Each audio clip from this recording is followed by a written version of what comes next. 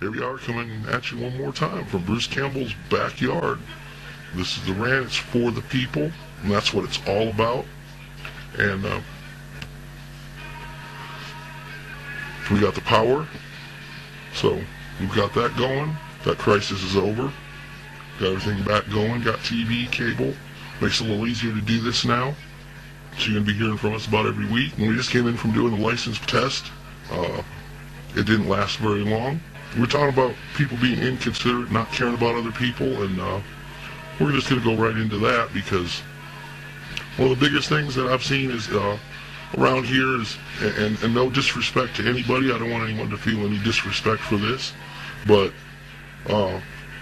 funerals always get an escort by the police. You know, I see them stop the traffic and make sure they all stay together, they have their lights on, everyone goes slow, and I think that's a wonderful thing that you want to show respect. Everyone has a different belief on that. I say once you're dead, heaven or not, no matter what your belief, you're not in the body anymore. The body just becomes basically rotting flesh. It may sound a little cold to some people, but that's the hardline facts. Even if you're a Christian, there's nothing left there. That person's gone. All that's there is something that's going to be eaten by insects, maggots. So it's just a piece of meat. I think too many people make a big fuss about it.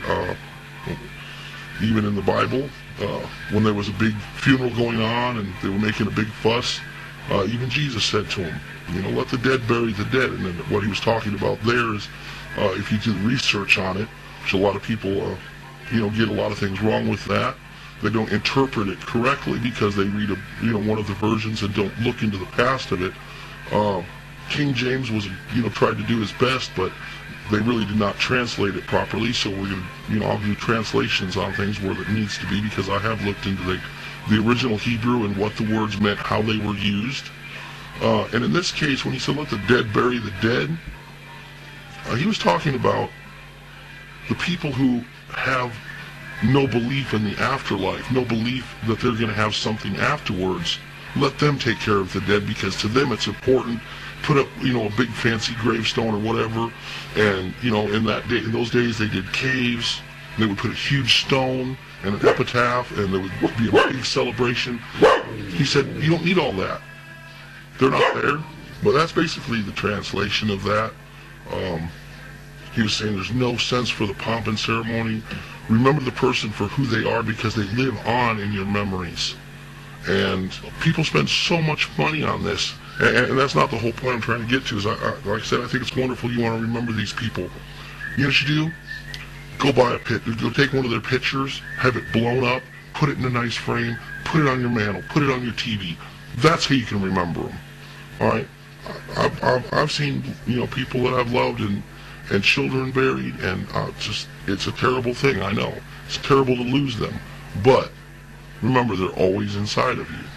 They're always in your heart. They live on as long as somebody remembers them.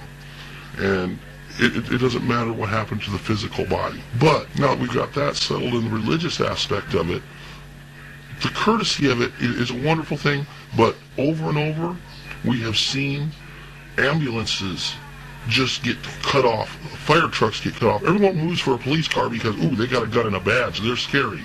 They forget. They still work for us. They're here for us. We're not here for them so that they have something to do. They're here to protect and to serve us. The inconsideracy of people for ambulances and fire trucks, they're the ones who are saving your lives, people.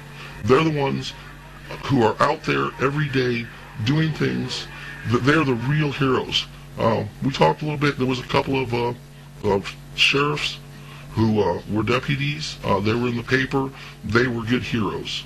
All right, they went out, they saved people from a fire. Those are heroes.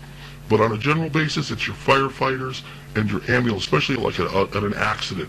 If you ever had a family member in an accident, your firefighter, EMTs, and paramedics are the first ones there to help those people. Get the hell out of their way, people. And when you see an ambulance, move, pull over, and then don't cut off the guy that is trying to pull back into the lane. Be courteous. Two guys that were sitting at the light when an ambulance come through. I had pulled over ahead of the light, and instead of being polite and letting everybody merge in where they were, these guys were in there, a woman, probably one of their wives, was in so much of a hurry that they had to almost hit my car following that ambulance. Now, they weren't following the ambulance, but they knew the ambulance was moving at a high speed and could get right in behind them. I'm trying to move into traffic, and they almost hit my car. And these two know who they were. I flipped them off if they see this. I was very upset. You need to let people, that's why you have a horn. You honk at them, flip them off. Doesn't hurt to flip somebody off. It's just a finger gesture. But it does, it makes you feel a little better. A Denver judge decided that when a person flipped off a police officer and they arrested him for it, and the judge laughed and threw it out of court and said it's a finger gesture. You can make it out to be whatever you want. But over and over I see this happening, and these two gentlemen actually followed me to a gas station, and before I could even get out of my car or even stop my car, they were at my door. And I told them, I said, hey, I'm going to pull up and I'm going to get gas. Just something else we'll talk about a little bit more is the fact that they said, you need to go back where you come from. Go back up where you come from. Another reference to going back north. We're all Americans, people. Let's get off this Yankee shit, all right? Either be proud to be a Yankee, because that's what we all are. If you go anywhere else in the world, remember that. They don't like you.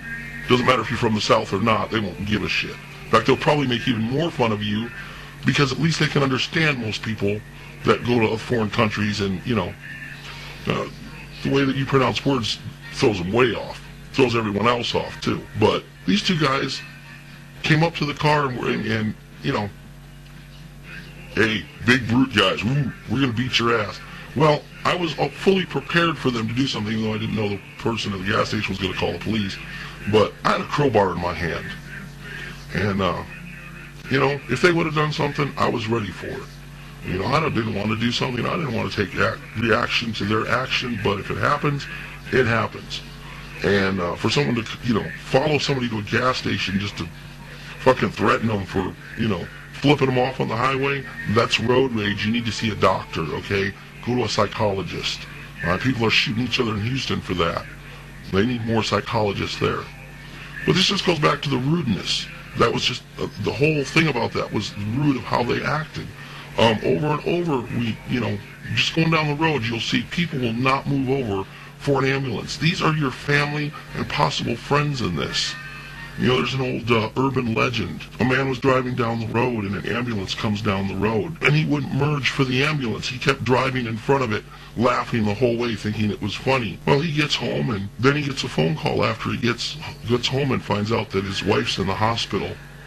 And he rushes over there and they say, I'm sorry, sir, but the ambulance got here too late. Your wife has passed away. And then he finds out the route and the ambulance that was behind him that whole way that he was keeping up from getting to the hospital was the ambulance holding his wife.